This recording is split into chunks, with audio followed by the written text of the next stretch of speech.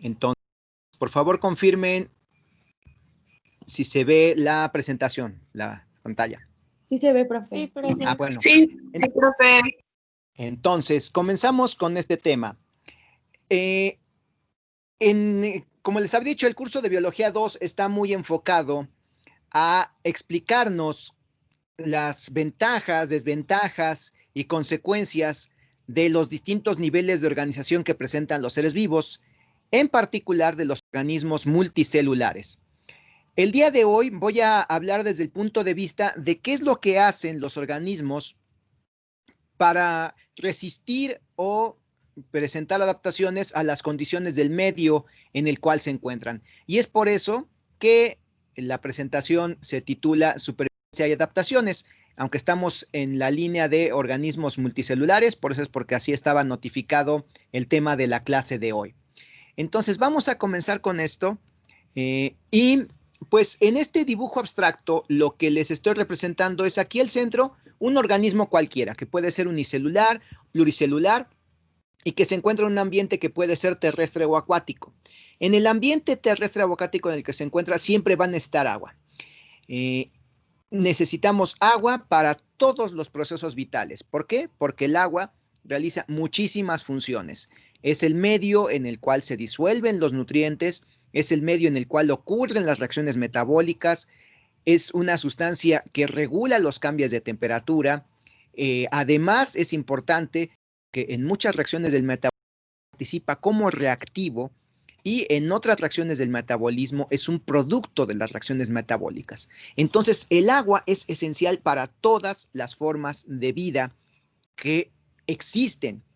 Y de hecho, tan es así nuestra investigación y nuestro conocimiento sobre las propiedades del agua que no podemos imaginar que en algún otro planeta o cuerpo celeste existan seres vivos que no dependan de agua. Se han ideado muchas formas, pero el agua es una sustancia sorprendente y que por ello se le llama el líquido vital. Bueno, entonces agua. En el agua vamos a encontrar disueltos distintas sales minerales que son las fuentes de azufre, fósforo, hierro, calcio, magnesio, cobre, zinc y todos los demás oligoelementos que son esenciales para la supervivencia de los seres vivos, porque son cofactores, son parte de las proteínas, parte de los ácidos nucleicos, etcétera. Entonces, todos necesitamos estos minerales. Aquí me faltarían el vanadio, el molibdeno, el cobalto y muchos más. Son alrededor de 20 elementos químicos de la tabla periódica los que forman parte de los seres vivos. Y los obtenemos a partir de las rocas y los minerales que se disuelven en agua y llegan a los seres vivos. ¿Dependemos de la luz solar? Por supuesto que dependemos de ella. La mayoría de nosotros dependemos directa e indirectamente de ella. Y si ustedes recordarán, la fotosíntesis es un proceso que transforma la energía luminosa en energía química.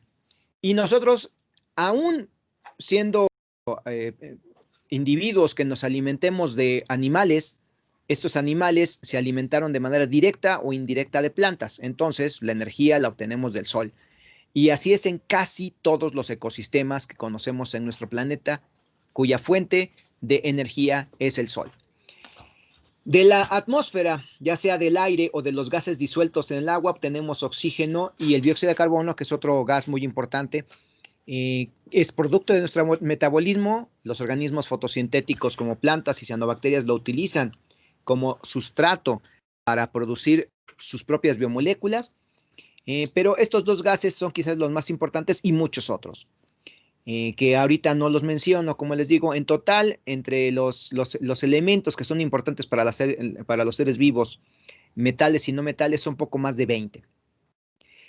Pero además de esto, que son recursos materiales directos, tenemos además ciertas condiciones como la temperatura, que afecta el desempeño de los seres vivos. No solamente es de que nos sintamos más a gusto o más incómodos con cambios de temperatura, sino que las reacciones del metabolismo dependen de una temperatura óptima, que en el caso de nuestro organismo, de todos los mamíferos, es alrededor de 37 grados Celsius. Un poquito más, un poquito menos, pero no mucho. Es un intervalo muy estrecho en el cual nuestro organismo puede funcionar correctamente. Por otro lado, también nos podemos enfrentar a depredadores. Y aquí pongo el dibujo de un oso blanco. Yo creo que es uno de los depredadores más impresionantes que existen en la naturaleza. Fuentes de alimento, también nosotros las requerimos. Vegetación, otros seres vivos y por bien en el ambiente que nos rodea hay organismos patógenos como esto que ya lo hemos visto muy representado. No lo quise pintar de verde para no traernos malos recuerdos, pero en el ambiente también se encuentran dispersos virus, hongos, bacterias, protozoarios, y muchos de ellos son causantes de enfermedades, y es por eso que aquí pongo este símbolo, que es el símbolo internacional de peligro biológico infeccioso. Pues bien, todo esto es lo que nos rodea, es a lo que nos enfrentamos todos los seres vivos, grandes, pequeños, unicelulares, pluricelulares, los que viven en sociedad, los que viven aislados. Y estas flechas, si escasez de minerales, de agua, de gases, de alimento, pues corremos el peligro de morir. Pero también si hay un exceso de irradiación solar, una temperatura excesiva, una excesiva concentración de oxígeno, también corremos el peligro de morir. Y no se diga en el caso de los patógenos, los organismos que causan enfermedades. Si nosotros tenemos una herida y entra alguna bacteria, algún virus, algún hongo, si lo lavamos muy bien y solamente queda uno o dos de estas partículas infecciosas, generalmente no pasa nada, porque nuestro propio cuerpo es capaz de responder a estas amenazas, siempre y cuando estén en este intervalo seguro, de que sean muy poquitos. Pero si nos exponemos a una dosis alta de patógenos, entonces seguramente nos va a perjudicar y nos puede provocar la muerte. Y lo mismo si hay algún depredador.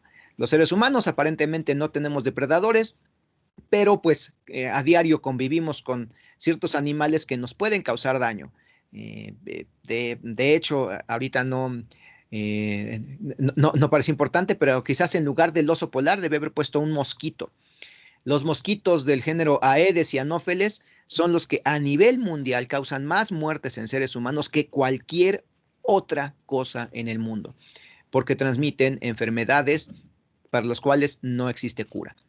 Incluso mucho más graves y severas que COVID-19, pero sí, yo creo que debía haber cambiado y debía haber puesto un mosquito aquí, como este agente. Entonces, a esto nos enfrentamos todos los seres vivos. Y si no podemos lidiar con estas variaciones ambientales de temperatura, de abundancia o escasez de agua, exceso o falta de sales, entonces el organismo muere. Y por lo tanto, por eso es porque el título de la presentación era supervivencia y adaptación. Entonces, ¿cómo respondemos los seres vivos? ¿Cómo es que nos adaptamos? Pues bien, vale la pena recordar las características de los seres vivos, que las podemos agrupar en algunas propiedades generales, que son las que podemos encontrar en la mayoría de libros de biología, de bioquímica y de fisiología. Aquí solamente anoté de algunos libros. Por ejemplo, de las propiedades generales, uno es que todos los seres vivos son complejos. Y en un libro de bioquímica se menciona que pues todos los seres vivos vamos a presentar un grado de complejidad elevado y una organización microscópica sorprendentemente elaborada y complicada. Hay una complejidad material que se destaca ahí. Ninguna otra cosa que no esté viva va a tener la complejidad material que presentan los seres vivos. La forma en que se acomodan los átomos y las moléculas, realmente apabullante en términos de cuántas piezas forman a los seres vivos y cómo interactúan entre sí. Metabolismo. Llamamos metabolismo al conjunto de reacciones químicas que ocurren en nuestras células. Y en términos generales son sistemas para extraer, transformar y usar energía del ambiente. Esa es una definición que se da en un libro de principios de bioquímica, el Leninger, y otros autores añaden que además hay una renovación constante de materias acompañada de un aumento de la complejidad. Entonces vemos que este autor le da mucho énfasis en destacar que los seres vivos somos complejos.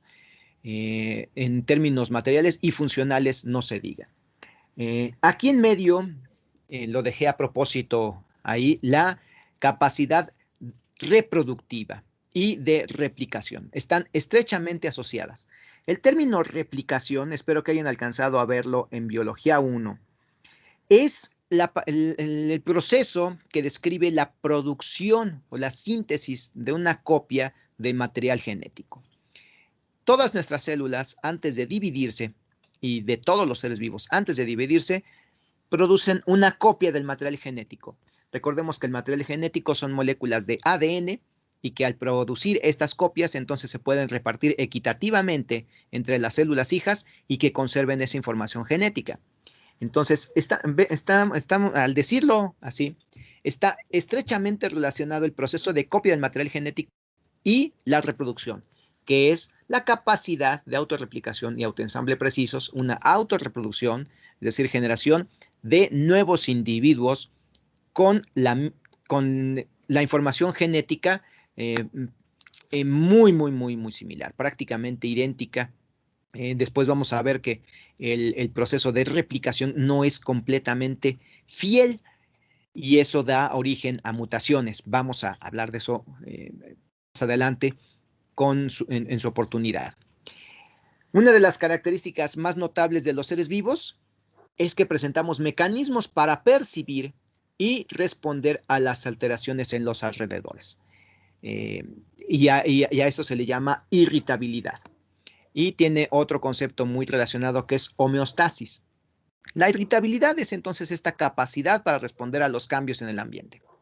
Y la homeostasis es una cualidad interna de los seres vivos que muestra una constancia en las condiciones internas de funcionamiento del organismo. Es decir, gracias a esta capacidad de responder a lo que ocurre en el exterior, el medio interno se mantiene más o menos. Nosotros podemos regular temperatura, niveles de sales circulando en la sangre, niveles de azúcar circulando en la sangre, niveles de oxígeno y de CO2 en nuestros tejidos, gracias a esta propiedad general que es la irritabilidad. Hay otra que casi nunca se menciona como una característica de los seres vivos, como una característica general, pero es la capacidad de movimiento, motilidad. Y esta motilidad nos dice que todos los seres vivos, todas nuestras células se mueven, tienen la capacidad de movimiento. No siempre ese movimiento se va a ver reflejado en un desplazamiento, en un cambio de posición de un lugar a otro. Solo los animales y organismos unicelulares que tienen cilios y flagelos van a poder cambiar de posición, pero siempre tienen movimientos internos o externos. Algunos son muy rápidos, otros son extremadamente lentos. Incluso las plantas tienen distintos niveles de motilidad. A la par de esto, este autor menciona que llama la atención que todos los seres vivos estamos formados por partes que aparentemente tienen una función muy bien definida y que además estas partes y esos componentes interactúan de manera coordinada y regulada entre ellos. Y ahorita les voy a mostrar ejemplos de estas funciones repartidas en distintas estructuras de los seres vivos. Y por último, pero no menos importante, todos los seres vivos, sin excepción, somos el resultado de una historia de cambio evolutivo. Cuando se hacen observaciones suficientemente minuciosas, no solamente de qué es lo que sucede a lo largo del ciclo vital de un organismo, sino de toda una especie y cuáles son los registros y los indicios de su presencia en este planeta a lo largo de mucho tiempo, lo que vemos es que las especies cambian a lo largo del tiempo por un proceso que le llamamos evolución. Pues bien, vamos a los ejemplos. Y entre los ejemplos, primero voy a presentarles dos ejemplos de organismos unicelulares, cómo se mueven, cómo responden a todos estos factores y condiciones ambientales que les mencioné al principio de la charla. Y en este caso, pues pueden leer que esta imagen, lo que vemos aquí, es una amiba. Es un organismo unicelular eucarionte. Y aquí lo vamos a ver cómo caza a esta alga. La amiba es una célula que es muy pequeña. Para verla a este nivel de detalle se requiere un microscopio, pero las amibas pueden tener tamaños de hasta 1 milímetro de largo, lo cual ya es visible a simple vista. Si nosotros pusiéramos suficiente atención en el agua sucia, ahí podríamos encontrar muchísimos organismos que pueden alcanzar estos tamaños. Esto ya es visible a simple vista. Ahorita van a ver, este es un video, y ahorita que lo eche a andar, van a ver que pasa un ciliado, que es también un organismo unicelular, que cruza el campo visual y van a comparar los tamaños y cómo se desplaza un organismo que tiene cilios, es decir, estructuras en la membrana plasmática que se mueven y le permiten nadar. Estas imágenes, debo otorgar los créditos, las obtuvo el doctor Hunter Hines y las publica en es de la Universidad de Florida, las publica en su cuenta de Instagram, que pueden seguir ahí. Están muy interesantes todos los videos que presenta. Y pues aquí vean el movimiento. Lo que estamos viendo aquí, esto, es un flujo de corrientes citoplásmicas que cambian la forma de la membrana plasmática. Miren, ahí ven los ciliados nadando. Bueno, aquí está esto. Y forma algo que se llaman pseudopodios. Y eso gracias a que el citoesqueleto se modifica y se extiende siguiendo una señal para atrapar a la presa. Entonces, este es un primer ejemplo de cómo va resolviendo este organismo para conseguir alimento. Ahora, siguiente ejemplo. Otro video que también tomé de la cuenta del doctor Hunter Hines. En este caso es un ciliado. El género ahí está escrito, Frontonia. Y aquí no lo vamos a ver comiendo. Ya comió. Todo lo que se ve aquí adentro son los restos de lo que ya se estuvo comiendo. Esto que está aquí muy largo es un alga que ya devoró y que al haber comenzado a digerirla, pues el alga ya no se ve color verde.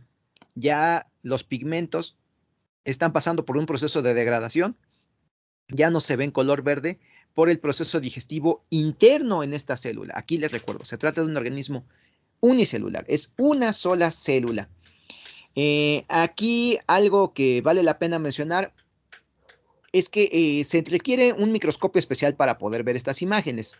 No solamente es el poder de aumento de los objetivos, sino que también tiene un prisma adaptado para tener luz polarizada para ver el interior brilloso. Y pues ahí podemos ver cómo se desplaza. Por el nivel de aumento no se ven los hilos, pero vean cómo se ven las corrientes, cómo se desplazan, cómo se va moviendo. De hecho, se desplazó a una gran distancia. Y estos puntitos que se ven por ahí brillando son bacterias que andan por ahí. Nada más para que comparen el tamaño de un eucarionte unicelular con procariontes que se encuentran en el agua estancada. Ahora, los siguientes ejemplos son de organismos multicelulares. En este caso es un animal que pertenece al filum tardígrado. Los tardígrados son animales que se volvieron muy famosos en muy poco tiempo, porque se empezaron a hacer experimentos y se notó que estos animales son sumamente resistentes. Pueden resistir condiciones de desecación extrema, pueden permanecer eh, eh, secos. El nivel de hidratación es menor al 0.5%, si no me equivoco, o creo que menos. Nosotros, si nos deshidratamos a un 95%, ya casi nos estamos muriendo, ¿eh? Y este organismo resiste algo así como un 1% de agua en sus tejidos, se queda seco y cuando vuelve a recuperar el agua, vuelve a reanimarse. No solamente resiste la desecación, sino las altas temperaturas, la radiación ultravioleta, la radiación infrarroja, rayos gamma, y eso gracias a muchísimas adaptaciones que tiene, entre ellas una cutícula gruesa que protege los órganos internos de la desecación al 100%. eh, Se puede mover muy bien, es muy buen cazador. Estos son animales muy interesantes. Como anécdota adicional, eh, en un, en una de los tantos vuelos de misiones espaciales que han ido a la Estación Espacial Internacional, se dieron cuenta que en una parte de la nave se habían llevado unos tardígrados para ver cómo les iba. Lo sacaron al vacío interespacial que está en la alta atmósfera, regresaron y sobrevivieron. Y alguien imprudentemente el año pasado, en una sonda, me parece que fue una sonda israelí o china, estaba cargada de tardígrados y llegó hasta la Luna y llevó tardígrados a la Luna. Tal vez en algunos años tengamos las noticias de que ya hay tardígrados habitando en la Luna, que de alguna manera encontraron cómo sobrevivir. Es una suposición. Esta imagen la tomé de la cuenta de James Wise, es un estudiante de posgrado de ecología marina, también de su cuenta de Instagram que está ahí. Ahora vean cómo se mueve. Lo que vemos alrededor, esas esferitas alargadas de color verde, son distintas algas. Está en un ambiente, pues le dan de alimentarse, luego anda buscando algas. Vean cómo se mueven las partes bucales. Si notan sus patitas, tiene 6 patitas, tiene uñas de las cuales se sujeta. Y lo que vemos aquí brillando es el contenido estomacal de lo que ya se ha estado comiendo. Aquí ya no lo vimos comer, el video lo tomaron tarde, ya no vimos cómo comían. Pero pues este organismo es el extremo de supervivencia, es el campeón de supervivencia. No hay nada más resistente en el mundo conocido, y si no encontramos formas de vida en ningún otro planeta, este sería del sistema solar, el organismo más resistente del sistema solar. Bien, siguiendo con organismos multicelulares, les voy a presentar un gusano del género Hysteria, que es un turbelario. Así se le llama. Hay muchísimos tipos de gusanos. Este es un gusano acuático, también de agua estancada. El tamaño sí ya puede rebasar más de 1 o 2 milímetros de largo. Es un eucarionte, este es multicelular. Aquí, fíjense muy bien que en el cuerpo ya se permiten ver varias capas de células organizadas alrededor del cuerpo. Van a observar además que tiene un aparato bucal que lo expulsa para atrapar a las presas, y aquí lo vamos a ver cazando a un organismo eucarionte unicelular, un paramecium, que también es un ciliado, que los ciliados nadan muy rápido, pero este turbelario puede nadar aún más rápido. Vamos a ver en el video, además, que el paramecium está formado por una célula, pero es uno de los organismos más complejos que existen. Las células tienen una estructura interna altamente organizada, que tiene distintos orgánulos con funciones que se parecen a los órganos de un animal completo, de un animal grande. Y entre las estructuras que tiene, hay unas que son únicas, hay una que se llama tricocistos, que son hebras tóxicas para defenderse. Bueno, vamos a ver si le sirven contra el turbelario. Aquí vemos, se tragó. Se dieron cuenta cómo el turbelario de esta parte frontal expulsó algo como una mandíbula, así como alien. Vean, vean. ¿Sí? Y rápidamente pasa al tubo digestivo y se lo va tragando. Y por ahí se ve que va quedando algo así como un hilito, que son los tricocistos. Realmente no les hizo nada. Vean la forma y cómo se mueven los paramecios. Este animal, fíjense que sí tiene 2 manchitas al frente, tiene ojos. Bueno, más que ojos se llaman manchas oculares, que permiten percibir cambios en la intensidad de luz. Entonces, ve sombras, es capaz de ver sombras y gracias a eso puede cazar muy bien. Aquí en esta última imagen se puede apreciar incluso la anatomía interna. Vean, todo esto es el tubo digestivo. Aquí están los paramecios que ya se tragó y que los está comenzando a digerir y que después los va a expulsar. Entonces ya con esto hemos visto varios ejemplos de organismos celulares y pluricelulares, y pues yo creo que hay una pregunta que me parece que ya les hice en clase. ¿Tiene más ventajas una organización multicelular que la unicelular? Es una pregunta genuina. Aparentemente, uno dice, muchas células, pues seguramente son mejores que los unicelulares, pero ya vimos que incluso organismos unicelulares cuentan con adaptaciones y estrategias que les permiten sobrevivir y enfrentarse a los cambios ambientales. Así que vamos a explorar un poco más si hay ventajas o no. Y lo primero, pues hay un dicho que nos dice, la unión hace la fuerza. Los procariontes, en casi todos los libros de biología, se dice que son organismos unicelulares o generalmente unicelulares. Pues en realidad no existen células completamente aisladas. Y hay algunas especies de procariontes que tienen una organización que depende de vivir en conjunto. Y el nivel más simple es el que se llama colonias bacterianas. Cuando una célula bacteriana cae sobre algún medio sólido, en este caso es un medio que se preparó especialmente para cultivar distintas especies de bacterias, esta célula se va a dividir aprovechando el alimento que tiene disponible, y las células no se alejan, no se separan unas de ellas, sino que juntas formando estos puntitos que se ven aquí de distintos colores. Cada mancha de color representa una colonia bacteriana distinta, con distintas propiedades, distinta información genética, pero que tienen en común que pueden alimentarse de lo que está en este medio de cultivo. Entonces, las colonias es una primera forma de vida en conjunto y pues les permite, cuando menos, resistir un cambio ambiental importante que es los cambios de temperatura y la desecación.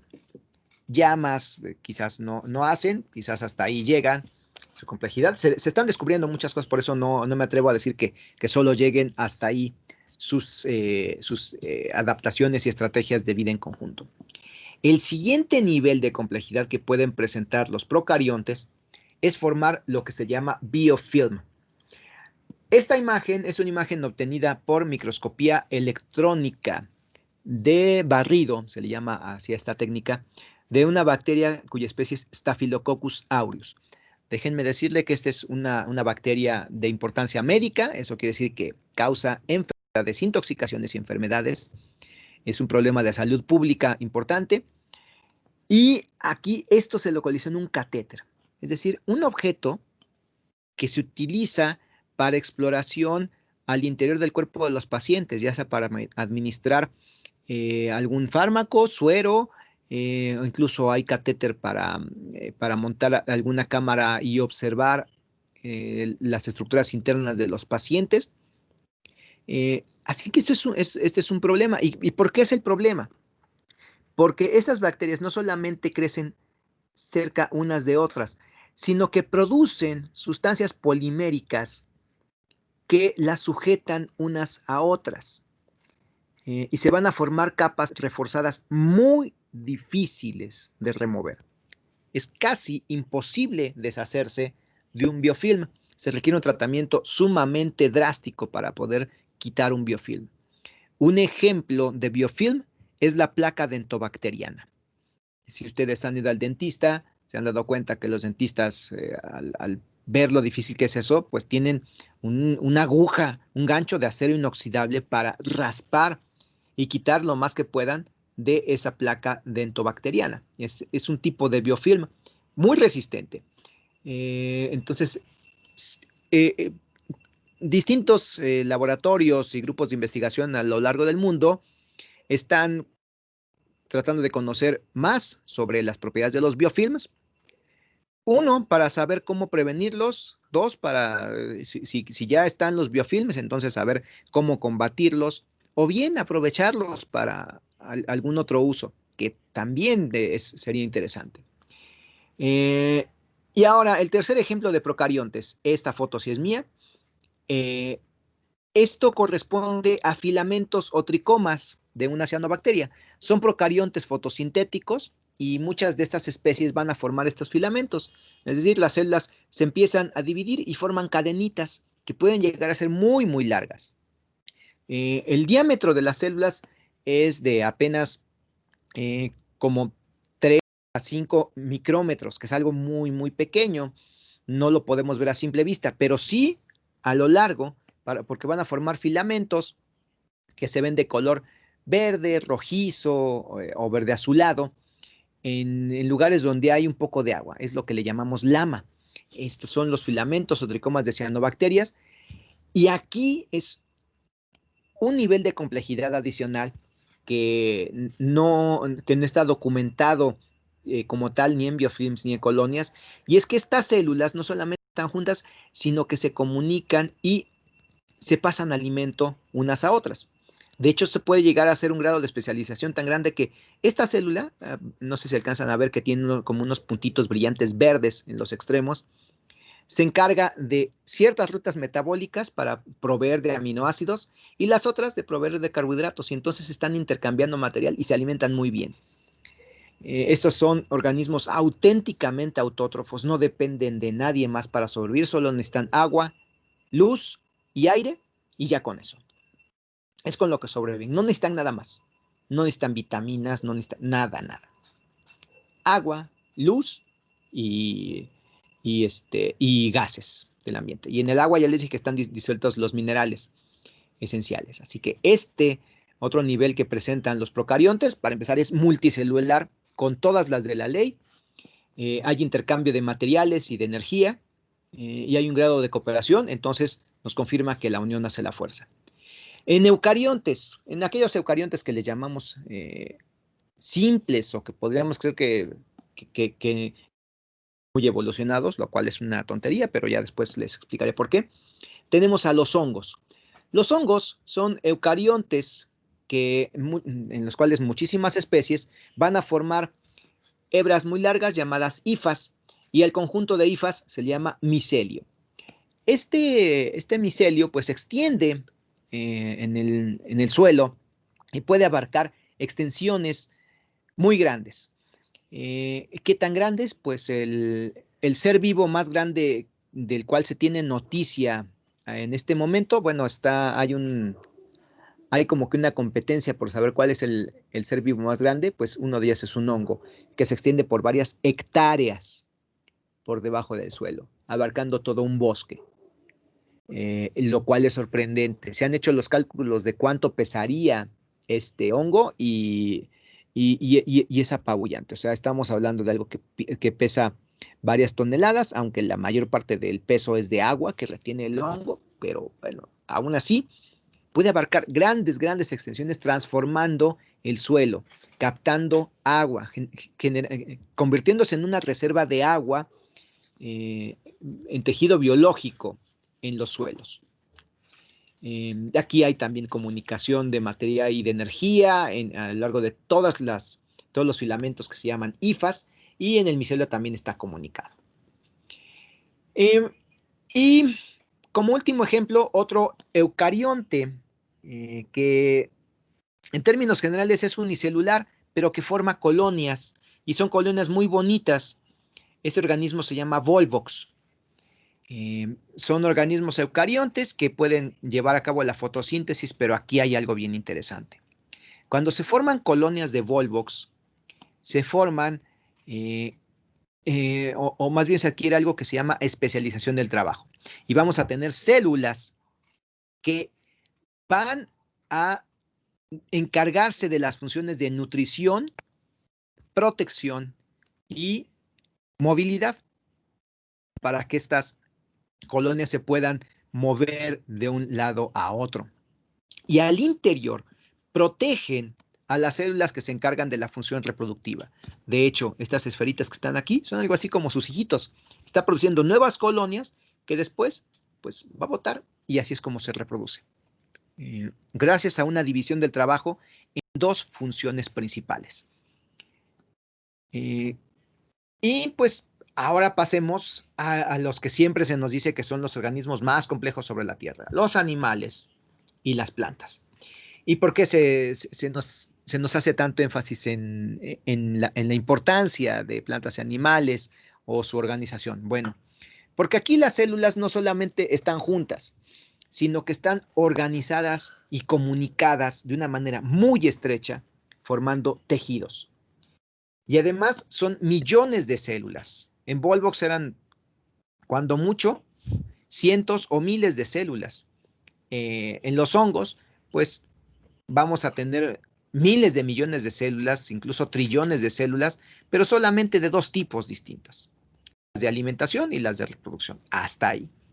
Pero en el caso de los animales, vamos a tener que tenemos trillones de células, pero en funciones muy especializadas, en distintos tejidos. Ya vimos que los animales vamos a presentar 4 tipos principales de tejidos.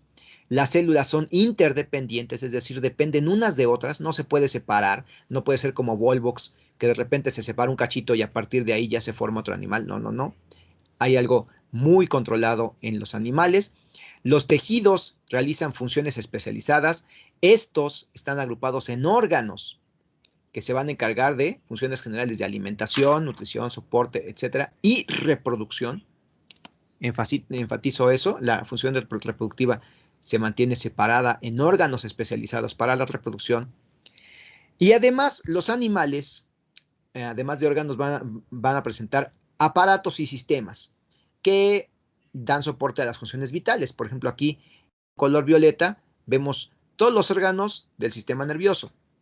En color rosado, los pulmones. En un color rojizo, el hígado. Es decir, hay órganos que van a cumplir funciones muy especializadas. Las plantas están formadas por células organizadas en tejidos, estos tejidos a su vez en órganos y hasta ahí. No hay aparatos, no hay sistemas en plantas, pero eso no quita que tengan mecanismos de respuesta y adaptaciones sumamente exitosas. La vida en el medio terrestre es impensable sin las plantas, porque como ya lo mencioné, son las que captan la energía luminosa, la transforman en energía química y nosotros nos alimentamos de ello directa o indirectamente. ¿Qué tienen en común plantas y animales? Bueno, pues que toda la especialización de tejidos, ya les dije, trillones de células, se van a formar a partir de una célula originaria, que es el cigoto, que se divide y de esas células resultantes de la división van a atravesar por un proceso de diferenciación. Y la diferenciación, a grandes rasgos, es un proceso que conduce a la especialización de las células en distintos tejidos. Así que pues eso es algo que tenemos en común plantas y animales, que para completar nuestro ciclo vital se forma primero un cigoto. Este cigoto se divide y las células pasan por la diferenciación y eso forma todos los tejidos, órganos, aparatos y sistemas que componen al organismo unicelular.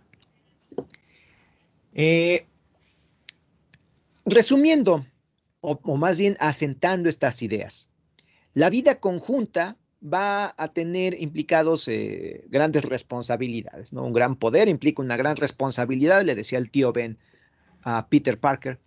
Aquí pues, lo puedo resumir como retos y compromisos de la vida conjunta. Las células, ya que están en un organismo pluricelular, van a ver una división del trabajo. Es decir, va a haber distintas células para distintas funciones. Y hay dos funciones generales que ya he estado mencionando. Las funciones reproductoras son las que llevan a cabo las células de línea germinal, porque a partir de ahí se producen nuevos individuos. Y las células y los tejidos que se encargan del resto de funciones, que aquí se las enlisto, nutrición, protección, transporte, etcétera, son las células de línea somática.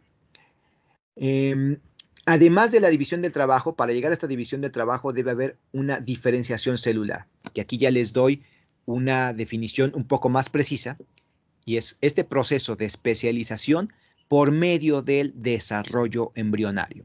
Y el desarrollo embrionario no es otra cosa más que la transformación del cigoto en el organismo autónomo a través de procesos de división, diferenciación y migración, que eso ya lo veremos en su oportunidad. Vamos a tener una clase sobre desarrollo embrionario. Y además la interdependencia, que ya les mencionaba. Las células no se pueden separar y ser independientes. Si nosotros queremos crear un ser vivo a partir de un animal, de una célula de un animal que se separa. No podríamos, la célula por sí sola no puede. Requiere de un ambiente especial porque ya que están especializadas, ya no saben hacer otra cosa y necesitan de los demás. Cuando menos eso sucede hasta el momento en células de nuestro cuerpo. No puede suceder eso. Entonces, para llegar a formar un organismo multicelular o pluricelular, aquí estoy destacando las distintas claves para poder convertir una célula en un organismo multicelular con división de trabajo. Debe haber mecanismos de comunicación célula-célula. En este momento, todas las células de su cuerpo se están comunicando, están intercambiando información, materia y energía. Pues bien, y además la combinación está muy, muy regulada. Nosotros tenemos un conjunto de órganos y tejidos especializados en comunicación.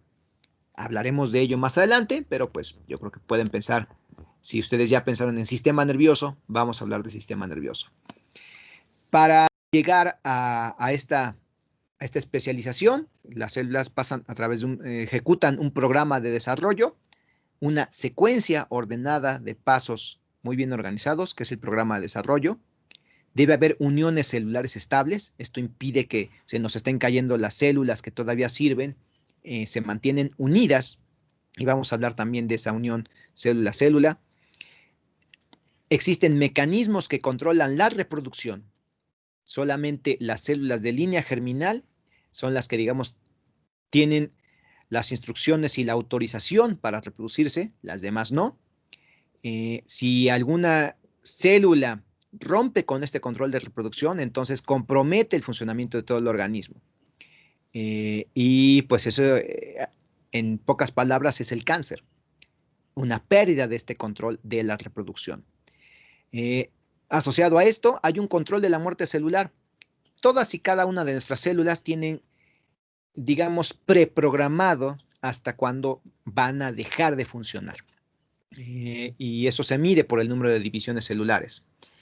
Y además, ya que tenemos al organismo multicelular, el ciclo de vida está ajustado al ambiente.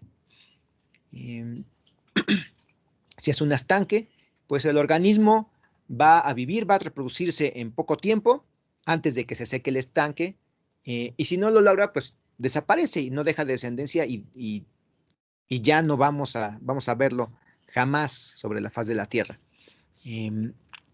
Si puede conseguir alimento yéndose a otro lugar, el ciclo de vida es más grande o más prolongado. Y pues en conclusión, debo decir que todas las características de los seres vivos son el resultado de un proceso de adaptación por selección natural y otros mecanismos evolutivos. No vienen de la nada, no vienen de un proceso mágico, sino que todo lo que les acabo de presentar ha sido afinado por procesos de selección natural, de lo cual también hablaremos en este curso. Y pues ahorita ya llegamos al final de esta presentación y voy a resolver sus dudas con todo gusto.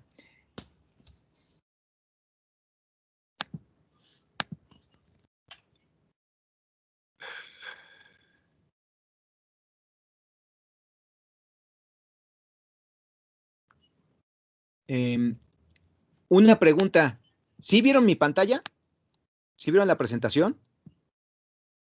Sí, profe. Obvio, profe. ¿Sí? Ah, es que ahorita me asusté porque no me apareció el control de dejar de compartir pantalla.